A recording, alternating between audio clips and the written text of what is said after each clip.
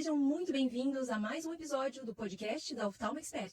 Eu sou a doutora Viviane Sakata, médica oftalmologista. E eu sou a doutora Maria Cecília Sério, também médica oftalmologista. E hoje nós temos aqui conosco um convidado mais do que especial, o Dr. Marcos Carvalho, consultor e presidente da empresa Sucesso Médico. Olá, Marcos, muito obrigada por estar conosco.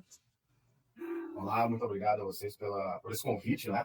E mais uma vez estivemos juntos aí numa aula para um time de alunos, residentes, oftalmologistas, e mais uma vez aqui para a gente falar de carreira, falar de mercado, falar de habilidades que os médicos não conseguem desenvolver dentro da sua, vamos dizer assim, formação médica, e que a gente possa estar junto com vocês aí nessa jornada desse podcast. Bem, joia, um assunto que você domina como ninguém, né, Marcos? Essas habilidades, essa gestão de carreira, e por isso é muito legal ter você aqui com a gente, nosso público aí de acadêmicos, iniciantes em oftalmologia e residentes, que estão aí no início da formação, mas também aquele médico que quer se aprofundar mais no assunto e aprender mais sobre isso.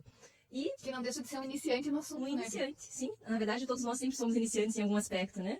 E isso é muito legal. Marcos, eu vou começar a explorar o teu conhecimento, porque eu acho que a gente tem muita coisa para discutir aqui, para conversar, né? O Marcos é médico, né? Marcos, acho que você podia fazer um breve histórico aí da tua vida, rapidinho, pra gente? Maravilha. Eu formei medicina em 2007 na Universidade Federal da Bahia, e com um ano de formado, eu estudei quais regiões da Bahia tinham uma menor concentração, né, de médicos, de clínicas, e fui para o norte da Bahia, no interior norte da Bahia, e eu montei a primeira clínica com um ano de formado. E aí começaram os problemas, né? Porque eu comecei a observar que realmente a gente não tinha preparo para lidar com a carreira, muito menos com clínica, com empresa, e comecei a observar que isso era uma deficiência de outros colegas. Tá? Isso me deixou preocupado no início, óbvio, e a gente tem que fazer alguma coisa porque ali eu estava investindo os únicos e últimos recursos que não tinham começado a acumular. Os únicos e últimos recursos que tinham começado a acumular. Crítico. Fora uma série de dívidas, né? Que estava começando a minha carreira e comprando equipamento e tudo mais. E eu comecei a estudar gestão, comecei a estudar, fazer cursos de fim de semana, cursos pontuais. O online naquela época não era os 16, 15 anos. O online naquela época não era tão... Tá tudo certinho. Acho que foi aqui alguma coisa. Tá tudo certinho. Posso continuar? Pode continuar. O online naquela época não era uma coisa tão forte como hoje, então eu fui para cursos presenciais. E gostando muito de gestão, eu me matriculei numa pós-graduação de gestão de negócios da Fundação Dom Cabral. E o que aconteceu foi que abriu para mim o mundo da gestão. De lá para cá eu só fiz toda a minha formação e curso buscando esse nicho, essa área. E aí, linkando a área da gestão com a expertise que a gente tinha dentro de gestão de clínicas, eu vi que os médicos não sabiam disso. E a gente tinha uma dificuldade muito grande até de passar para os colegas. E aí foi que veio o Sucesso Médico, né, essa plataforma. E no início era um Netflix para médicos. Né? Eu tinha vídeos semanais, as pessoas pagavam assinatura, só que eu acho que estava muito precoce ali, acho que nem o Netflix tinha chegado. À frente do seu tempo, né, Marcos? Nossa! Não, e aí assim, é óbvio, né? Falar de gestão, marketing e finanças para médicos, ainda com uma plataforma de vídeos, né? Isso realmente não foi... Teve uma boa aderência, mas não era como a gente esperava, e começamos a seguir o mercado de cursos, mentorias, né? Montamos a primeira mentoria médica do Brasil, né, em São Paulo. Eu lembro que a gente teve 7 alunos, e mais ou menos o início da história de vocês aí. E aí eu convidei os esposos, 10 alunos da USP, se não me engano. A foto é um sucesso, né? A foto é linda, maravilhosa. E eu levei a família para poder fazer volume. Mas, assim, é aquela situação em que a gente precisa fazer e tem que fazer acontecer do jeito que precisa ser feito. Né? Não tem uma... Eu sempre brinco que assim, não dá para ter plano B, né? Senão a gente começa a desistir fácil do plano A. E nessa jornada, hoje já depois de 7 anos, eu não atendo mais, e hoje com consultorias e mentorias para médicos, já com mais de 1.000 alunos, então isso é um pouco aí do nosso caminho. Legal, eu fiz questão de gastar 5 minutos preciosos do nosso tempo, porque eu acho que isso dá muito valor a esse momento que a gente vai ter com você daqui para frente, e a Sucesso Médico, né, que é uma grande oportunidade aí para quem não conhece, vale a pena seguir no perfil e saber mais sobre a empresa do Sucesso Médico. Legal, Marcos, vamos falar de mercado? Porque mercado é uma coisa que assusta bastante, né? O mercado médico hoje está mudando, em franca mutação, já acontecendo aí, né? Muita coisa que os especialistas vinham prevendo nos últimos anos. Existe uma força superior, né? Fazendo com que todo esse volume de médicos do mercado aconteça e vai aumentar cada vez mais. E eu queria que você falasse um pouco sobre esse mercado e, na verdade, quem é o concorrente do médico hoje? Bom, falando de mercado, né, a gente tem hoje um momento... na verdade, já vem há alguns anos, mas acho que agora vem uma grande bolha. Por quê? Porque os cursos que começaram há 6 anos a serem abertos, né, em um volume que a gente sabe, né, novas universidades, novas faculdades com o poder de abrir cursos de medicina, eles vão formar a grande maioria dos médicos agora. Né? São mais de 35 mil médicos a cada ano sendo formados dentro aí desse mercado, que é um novo mercado, mas que vem aumentando a concorrência, óbvio, com mais profissional vai estar à disposição. Dentro disso, naturalmente, a gente já tem uma concorrência aumentada, vamos dizer assim, internamente pelo aumento do número de médicos. Só que hoje, como a gente disputa a atenção do consumidor em todos os sentidos, eu encaro que o nosso concorrente não é um colega especialista do lado somente. O seu concorrente, por exemplo, é o iPhone, que às vezes ele deixa de pagar a cirurgia, mas ele tem um iPhone. Né? É a BMW, que ele tem um carro de 200 mil, mas acha que gastar 100 mil no tratamento ali, pagando um super especialista e é uma equipe diferenciada, o seu, vamos dizer assim, esse tratamento um pouco mais especializado ou muito especializado, não tem valor, mas ele tem um carro. Eu sempre digo que a concorrente da Disney é a festa de 15 anos da menina. Então, a concorrente do médico é todo mundo que possa desviar. E aí cabe ao próprio médico elevar o nível de consciência, porque às vezes a população tem um nível de consciência com relação à saúde e achar tudo caro. Melhorar o atendimento para também as pessoas perceberem valor, né, nesse atendimento e, de uma forma ou de outra, entender que tudo que desvie o foco, a atenção do seu cliente pode ser seu concorrente. Né? Então, assim, por que a pessoa pagaria uma assinatura da Netflix todo mês, mas ele não paga, por exemplo, um programa de acompanhamento que o médico possa fazer na sua clínica? Então, observa que está tudo hoje sendo um concorrente do outro, porque a grana é uma só. Né? O nosso paciente ele não tem dinheiro infinito. Então, se ele tira de um lado, do outro lado ele vai ter que economizar. Então, acho que muito acontece na área da saúde também por culpa da gente não conseguir oferecer um serviço de qualidade de ponta a ponta. Não é o ato médico em si.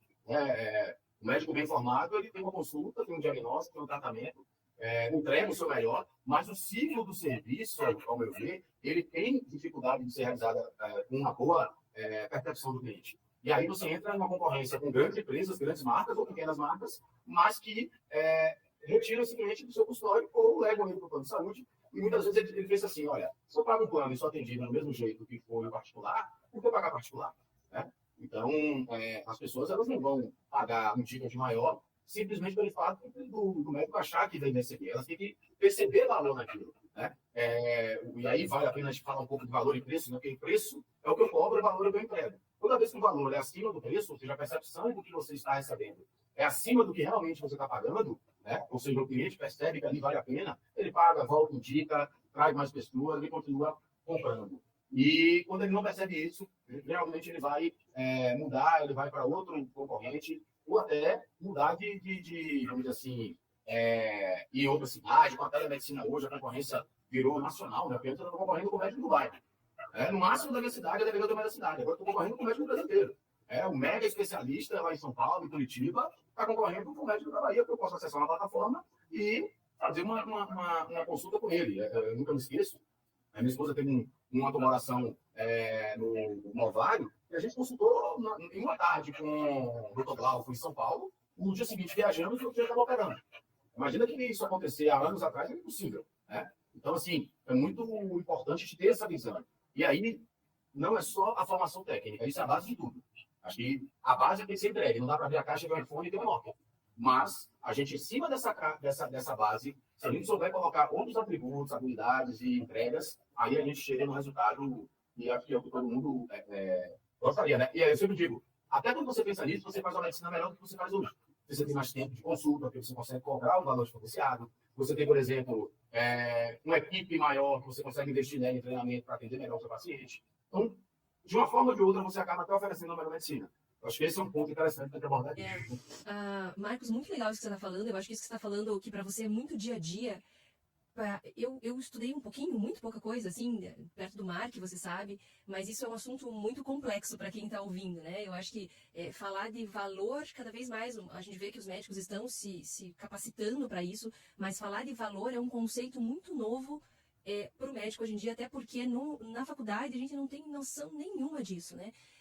Me conta, como é que Quer dizer, eu acho que começa tudo por definir quem é o seu público-alvo, né? Eu tô pensando assim, o médico que ele sai da faculdade, nós estamos falando aqui do nosso público-alvo. Nosso público-alvo da Oftalmo Expert hoje em dia são os iniciantes em oftalmologia, são os residentes, aqueles que estão começando no mundo da oftalmologia, no mundo médico propriamente dito, né? Qual que é o primeiro passo que eles têm que dar? Eu acredito que seja pensar, né, nesse planejamento de gestão de carreira, né? Quem é a pessoa que eu quero atender? Porque daí, a partir daí, você vem como se posicionar, né? E como é que vem esse planejamento de gestão de carreira? Aí você pode começar por vários pontos que eu estou abordando aqui, né? Estou fazendo uma salada de frutas, mas ver por onde que você quer começar e como é que seria o que o Marcos diria para quem está aí começando e já dando uma dica aí de que isso tudo, para quem não está habituado, isso que você está falando aí é muito rico, muito complexo também para todo mundo que está ouvindo. Maravilha. É importante essa sua pergunta, porque se a gente não sabe para quem a gente vende, a gente não consegue gerar valor, porque o valor tem muito a ver com quem está comprando. Tem muito a ver, não, tem tudo a ver com quem está comprando. Né? Em qualquer situação de produto, serviço, aquela pessoa que compra, ela enxerga ou não o valor baseado nas suas crenças, nas suas experiências e nos seus desejos. Né? Então, conhecer o público-alvo, e aqui não é público-alvo no sentido de quem são as pessoas que têm incidência daquela doença, não é isso. É a gente entender que, bom, eu quero atender um público e não tem nenhum problema você definir por um lado ou pelo outro, que eu vou falar os dois agora, porque eu vou dar um exemplo um pouco da minha carreira. Você precisa definir que público você tem para atender diante da sua especialidade, óbvio, né? Porque se você tem uma especialidade e você focou em uma área que você sabe que aquela doença ela tem maior presença nas pessoas acima de 50 anos. Então, naturalmente, o público já tem uma faixa de idade que está muito ligada à área que você decidiu. Né? A partir daí, você pode entender que você tem o perfil de trabalhar com um público mais premium, mais diferenciado, que vai pagar um valor maior, mas que também vai exigir um escopo, um ciclo de atendimento mais diferenciado. E você tem um público que você pode trabalhar para volume. Então, o meu exemplo, a minha primeira clínica foi a clínica popular. Foi uma clínica que mais me deu resultado financeiro e eu atendi volume. Mas eu sabia que ali era um atendimento de volume, né? Eu, os outros médicos que atendiam, os exames que nós realizávamos, e que a gente tem que ter uma clareza muito grande. Não tem nada de errado você trabalhar para volume, se você souber o que você está fazendo, se isso você conseguir entregar dentro do possível uma excelência, e não tem nada errado você trabalhar para um público mais diferenciado, atendendo 7, 8, 10 pessoas no dia. O que é errado é você ter um foco no público diferenciado e entregar uma baixa diferenciação, ter um foco no público de volume e querer entregar algo muito fora da curva, muito luxuoso, que você não vai conseguir pagar os custos, porque as coisas não se, vamos dizer assim, elas não conseguem se equilibrar.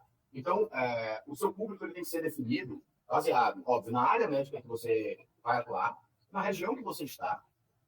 Dentro disso, se eu quero atender um público mais premium ou um público mais popular, e aqui independe da sua decisão, porque isso é questão muito pessoal, e às vezes de mercado, né? Tem gente que tem clínica popular com um negócio e atende um consultório particular, tem os dois focos.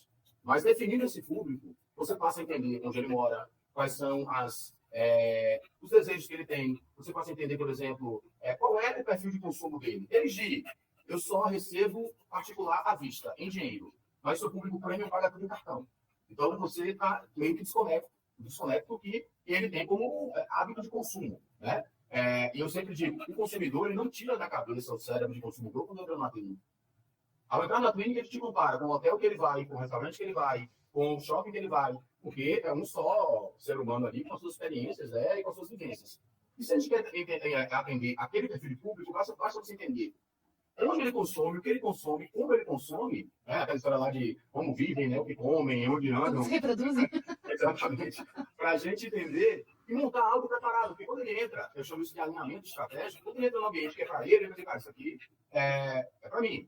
Está no ambiente, está no primeiro local. E quando eu conheço o meu público, aí eu começo a me posicionar. Então, posicionamento você só pode se posicionar quando você tem a noção do outro ponto. Não existe posicionamento se não tem outro ponto.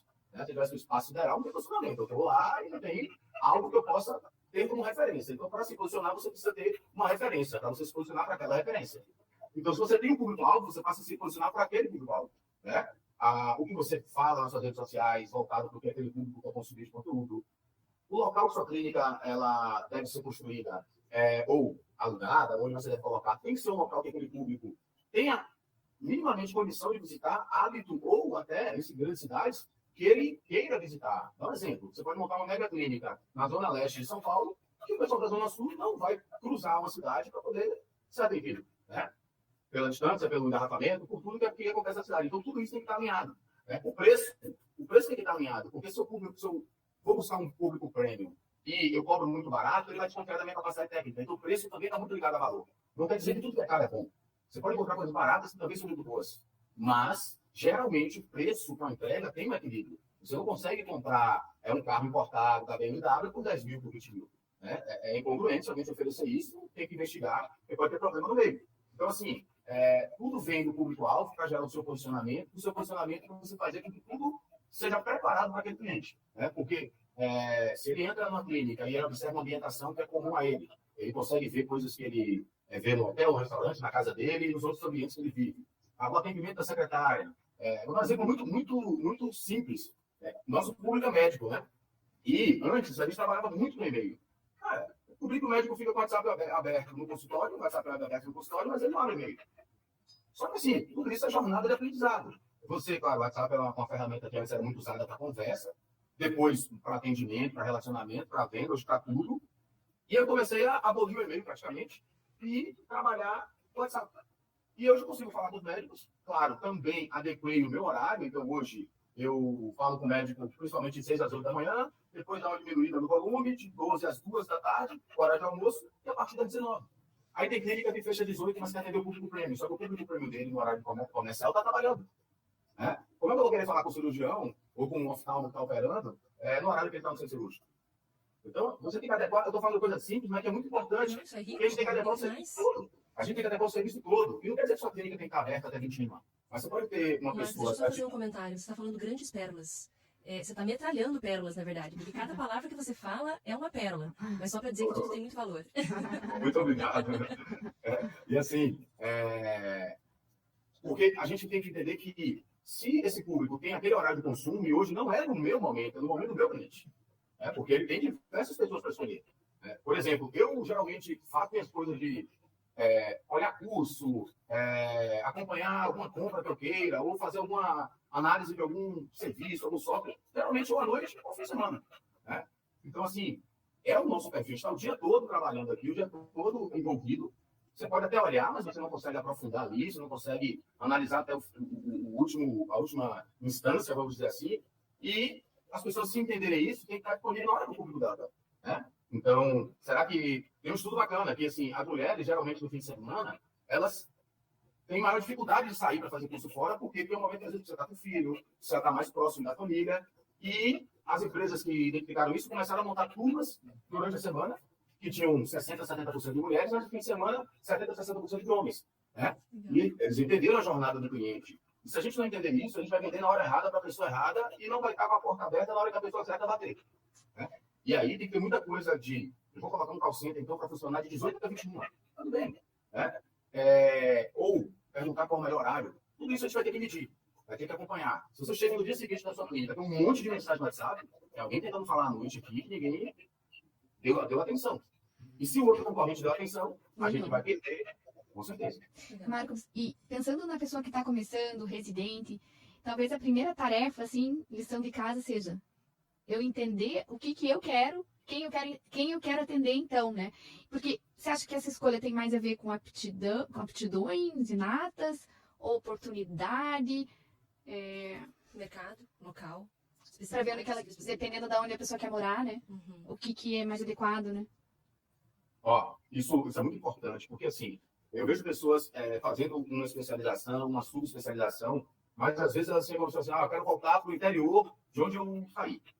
Mas naquela área, você ser um neurologista, especialista em doenças neuromusculares, você vai atender uma pessoa por mês, ou duas. E muitas vezes não vão conseguir te pagar o ticket que você precisa cobrar. Exato.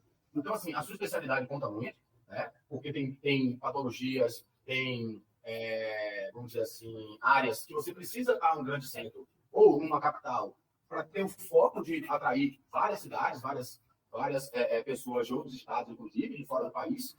Você precisa entender qual é o seu perfil, aí entra na questão de habilidade pessoal, o que você gosta, que, por exemplo, Tem pessoas que não conseguem ter uma abordagem tão diferenciada, elas preferem atender volume mesmo, elas gostam de atender rápido, elas têm um perfil mais executor, e dentro disso elas trazem, ou deveriam ir para o campo mais de produção, de volume. Né? Tem o seu custo pessoal também, porque o médico é o braço dele, é o tempo dele. Né? E tempo é finito, e a gente não tem como voltar atrás. Então também tem que ter esse equilíbrio. E na diferenciação você precisa também ter um pouco mais de tranquilidade, calma, uma entrega maior, se dedicar mais, não é se dedicar como médico. Eu acho que todo mundo vai dar um diagnóstico, vai investir o que puder no paciente, mas na questão de você perceber que aquela pessoa que também paga mais, ela não só deseja mais, ela merece mais, ela não merecer de diagnóstico, mais uma vez, de tratamento. O injusto é você tratar os diferentes de forma igual. Eu falo tratar como consumidor, não é tratar como ser humano, como educação, como relacionamento interpessoal. Aí todo mundo tem que ser tratado da mesma forma. Mas quando uma pessoa paga R$3.000 em um curso, ela não pode ser tratada como alguém que pagou R$300 no curso. Né? Porque você está cobrando algo que você não está entregando e você não vai sobreviver. E aí, assim, se isso é justo ou injusto, é a lei do mercado. Né? Se você for comprar um carro de 500 mil, tem que ter outros atributos do que o carro de 50 mil. Se você vai comprar um apartamento de 2, 3 milhões, ele tem que ter outros atributos diferentes de um apartamento de 100 mil, 150 mil. Né? Então, a gente precisa entender que essa entrega tem que estar muito alinhada e proporcional ao que ele busca e ao que eu cobro. Né? Porque senão as pessoas vão chegar com vamos dizer assim, uma expectativa e quando vem a realidade, elas vão ficar insatisfeitas. Né? É aquela equação lá que a gente falou aquele dia na nossa aula, que é satisfação é percepção sobre expectativa. Né? Então, acho que a única coisa da matemática que eu lembrei, pessoal. Então, se a expectativa está alta e a minha percepção não foi tão elevada, vai dar negativo aí, né? O numerador sobre o denominador, insatisfeito. Se a minha satisfação vem de uma percepção muito elevada e superou a minha expectativa, a gente vai para o polo positivo, numerador sobre o denominador mais uma vez, satisfação. E aí as pessoas voltam, elas compram novamente. Né? Eu sempre digo, quem compra uma vez é comprador. Quem compra de novo é cliente. É consumidor. Porque ele provou o que você faz e volta. Marcos, posso fazer uma pergunta? Às vezes a volta dele é indicação. A gente está no problema de timing aqui da conexão, mas eu estou sentindo algo que eu acho que entra um pouco no tabu. A gente estava gravando os episódios de marketing e o nosso público dentro do podcast ele vai ser um público diverso. Então, eu acho um ponto importante da gente abordar que quando a gente fala dinheiro médico, é uma coisa que ainda tem um tabu, né? E a gente está falando de uma maneira muito objetiva, mas só ressaltando que isso não tem nada a ver com qualidade e técnica do atendimento a ser prestado, né? Claro que o foco sempre é o paciente. O que a gente está vendo agora é uma mudança, uma quebra de paradigma mesmo, talvez, na mentalidade dos médicos, né? Então, talvez quem está ouvindo aí, alguns já estão ambientados com isso, outros talvez estejam chocados com essa conversa de cliente e tudo mais, né? Mas eu acho que isso realmente é uma quebra de paradigma exatamente por conta do mercado, né? De novos players entrando no mercado, né, Marcos? E eu acho que esse é um assunto que a gente vai ter que aprender a olhar e a lidar, né? Sempre com todo respeito e com toda a ética, né, Marcos? Mas cliente, sim, porque ele vai olhar, como você disse, quando ele entra numa clínica, ele não muda a mentalidade dele de consumidor, né? Ele continua sendo um consumidor e cada vez mais ele vai agir como consumidor. Sem tirar disso, e eu vou ressaltar 2 vezes isso, sem retirar disso toda a humanidade do médico. Você tem uma frase que você fala do sacerdócio e do negócio e do business? Fala aí pra gente. Sim.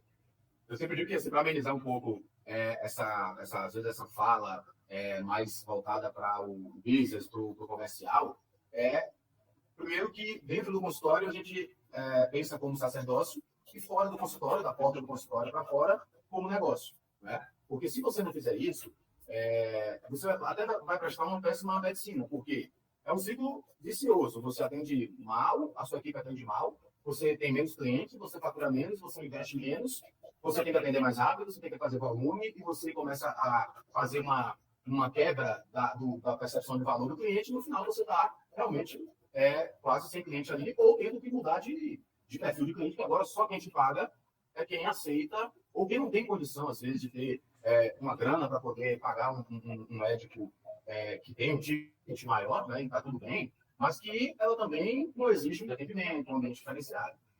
Eu vejo da seguinte forma: quando a gente se preocupa com o nosso paciente em todos os aspectos e todos os pontos, é a maior prova de empatia e da essência do médico. Eu não estou mais preocupado só quando você senta na minha cadeira ou na minha maca. Né? Então, desde a hora que você acessa a minha recepcionista pelo WhatsApp, eu já me conecto com você, eu já te vejo como meu paciente e já te trato como tal, num nível tão grande de empatia que eu quero melhorar sempre a minha recepção, a minha ambientação, a minha estrutura, o meu pós. E aí você passa a ser até um médico melhor, porque você cuida de todos os pontos. E cuidado é cuidado, né? Tem o cuidado médico dentro do consultório, mas lá fora tem outro tipo de cuidado, depois da consulta, do procedimento, tem outro tipo de cuidado. Então, assim, até para quem não tem essa ambientação, esse hábito com determinadas expressões, se a gente pensar dessa forma, a gente vai ver que, às vezes, palavras são mais fortes, porque não estão no nosso dia a dia, né? Porém, quando você vai para a essência do negócio, acaba sendo cuidado o tempo todo. Sabe que sobre esse assunto tem uma história até meio triste, mas todo mundo gosta de ser bem cuidado, né? De ter uma atenção em onde você for, e principalmente médico, né? Porque geralmente você precisa estar ali, né? E eu era estudante de medicina, assim, eu tinha uma asma grave, e aí escolhi um determinado profissional que era super gabaritado, professor para atender. E ele era muito bom mesmo. Mas a secretária dele era uma peça, assim, sabe? E ela brigava comigo. Você acredita nisso? Eu chegava para consulta, ela falou, mas peraí, você faltou na última consulta. Só faltava falar assim, o que você está pensando? Eu falei, não, eu não falto. Eu tinha medo dela. Eu falei, não, eu não faltei, acho que a senhora está enganada. Deve ter marcado outra pessoa. Não, tá anotado aqui, ó. Faltou sim. Senta aí e espera. E eu ficava tão desconfortável, assim, sabe? Mas não tinha outra opção. É que aí eu cúmulo, né? Você está sendo destratada. Não, daí uma vez, eu falei assim, meu Deus, que ela tem alguma coisa contra mim. Aí eu conheci outra pessoa que também ia. Ela falou, meu Deus do céu, eu tenho medo dela. Eu peço pra alguém ligar e marcar a consulta. Então, gente, parece que eu tô inventando, mas não tô inventando. É verdade. Eu sofria toda vez que eu tinha que marcar a consulta pra ir com esse médico. Imagina um momento em que você provavelmente vai cansar ali nesse médico, Não, né? daí eu não fui mais. A experiência é tão A desagradável. experiência era muito ruim. Assim, ele em si não. A consulta dele era ok. Mas a experiência com a secretária era terrível. E existia uma áurea, assim, né? De que quanto mais... se você vai no médico assim, né? Que cara é bom mesmo, né? Você fica com muito frivoletê, é porque não se garante. Ainda tem um pensamento, assim, desumano, até vou dizer, né? Desumano, porque todo mundo gosta de ser bem tratado, de ser compreendido, né? Então, eu conto essa história, me arrepia até. Mas isso é certíssimo, Marcos. É esse ponto que eu queria que você fizesse, esse balanço que eu queria que você fizesse mesmo, porque eu acho que para você ser um médico, a gente tem falado muito de um médico de alta performance, que não é para todo mundo, né? Um atleta de alta performance não é qualquer um, mas para ser um médico de alta performance realmente passa por tudo isso que você está aí falando e ensinando a gente aí mais uma vez, né? Muito jóia. Eu quero minha humildade, né, Marcos?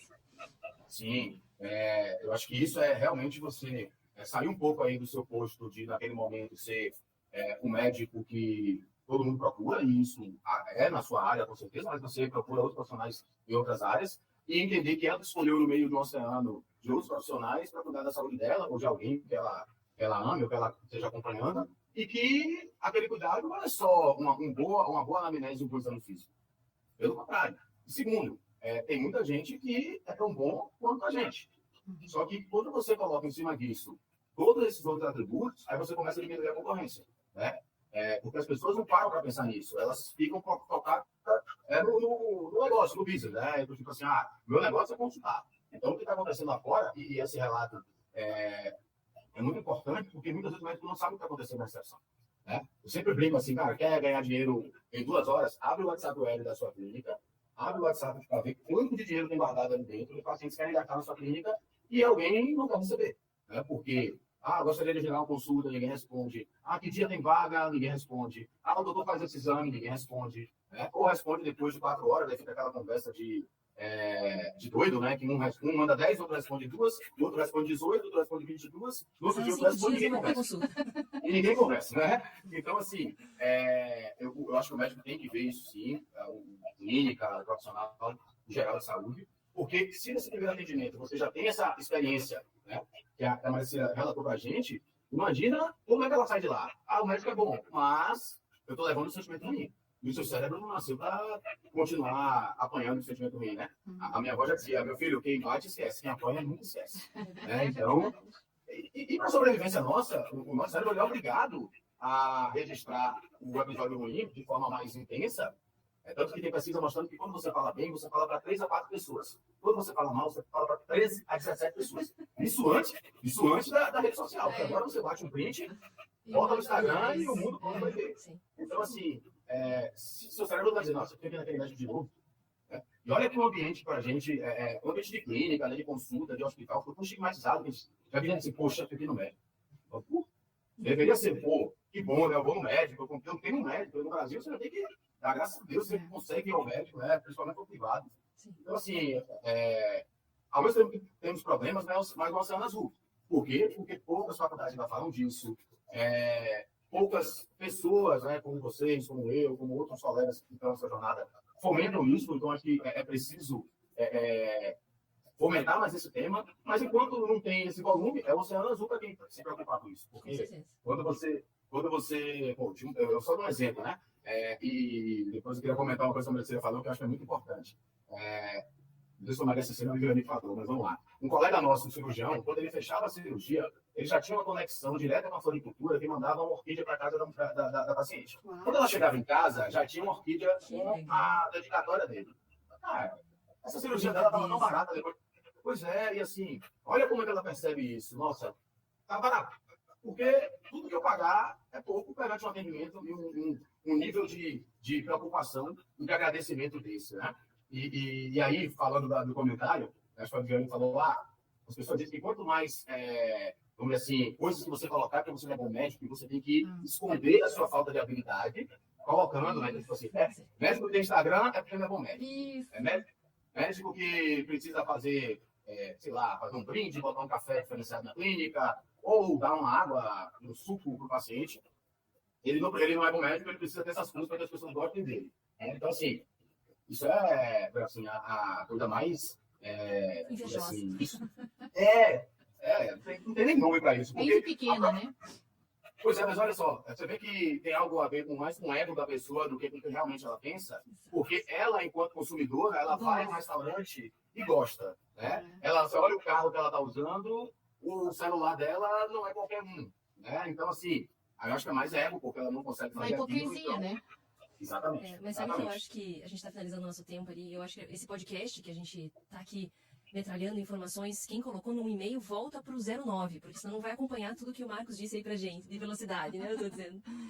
Porque eu acho que é um podcast sobre humildade, na verdade, né? A humildade de você não ser mais o foco da atenção, quando você para pensar na medicina, mas você pensar na pessoa que está do outro lado. Então não é o cara que ele é o professor, ele é o rei, e ele pode atender do jeito que ele quiser, o paciente que chega, mas é você como médico ser humilde o suficiente e humano o suficiente para poder olhar a pessoa do outro lado e saber que é ela que importa. Então acho que tudo isso que a gente está falando tem a ver com o foco. E tudo isso que o Marcos metralhou a gente com as suas pérolas, e no bom sentido, né, Marcos? Veio assim para, tecnicamente, como é que você faz isso acontecer, né? Então são palavras que chocam porque quebram paradigmas, mas eu acho que ele está entregando aqui, diretamente aqui no podcast do Oftalmo Expert para você, como é que tecnicamente você faz isso acontecer. E acredite, isso é um grande exercício de humildade e de humanidade que nós médicos, nesse momento, estamos aí quase que empurrados a fazer, né? Mas que eu acho que é um desafio, né? Não é fácil, não, é um desafio. Então, muito legal, Marcos, muito joia. Não sei se você quer falar mais alguma coisa, que a gente já está aí com o tempo estourando. Nossa, ficaria aqui a tarde toda, mas eu acho que você resolveu muito bem. Quando você transborda, né? Então você sai da sua borda e vai pensar no outro, e aí você vê empatia, humildade, tudo que cerca isso, e aí você chega na conclusão de que isso é medicina, porque é quando eu estudei e me dediquei para cuidar do outro. Né? Então, não tem nada diferente de você ser humilde para poder dar o foco para o outro, né? Porque o foco não é você. Se fosse você, você não sai paciente. Você sentava nos dois lados da cadeira e estava tudo resolvido. Né? Mas então, e assim, a gente tem que falar isso de uma forma tranquila, os colegas que estão ouvindo, entender isso, por quê? Porque aí você tem um diferencial que, principalmente depois do pós-Covid, as pessoas não vão mais. Eu vejo o médico reclamando às vezes que não consegue cobrar um valor de consulta, outro, mas quando você vai ver, não tem esses aspectos. Porque a Marcela falou, é muito difícil a pessoa não querer ser bem atendida. Quase impossível você ter alguém que diz, nossa, que chato, fui muito bem atendido ali. Né? Não tem um negócio desse. Você não consegue, e as pessoas não conseguem se bloquear a um bom atendimento. Eu sempre brinco, né? A gente chega ao ponto de comprar algo porque foi tão bem atendido por um atendente que baixou todo o estoque dele E por vergonha a gente leva algo para não deixar eles apontados. É, Então chega a esse ponto o nível do voto de mim, né? sim. Muito jóia, muito jóia. Marcos, muito obrigada. Acho que a semelhança de muitos podcasts que a gente gravou hoje, a gente vai ter que ter a segunda parte, né? Porque foi muito rico. Vamos lá. Muito obrigada. Maravilha. Fica aí a dica para você que está aí escutando esse podcast do Sucesso Médico. O Marcos faz aí a mentoria e trabalha em toda essa gestão de carreira, né, Marcos? Para os colegas que estão aí começando, vale a pena dar uma olhadinha. Muito obrigada, Muito obrigado. Marcos. Obrigada, Marcos. Maravilha. E até Parabéns a pelo seu próxima. projeto. Está à Muito disposição. jóia. Muito jóia. Até a próxima, Marcos. Até a próxima para você que Tchau. está nos ouvindo. Até mais.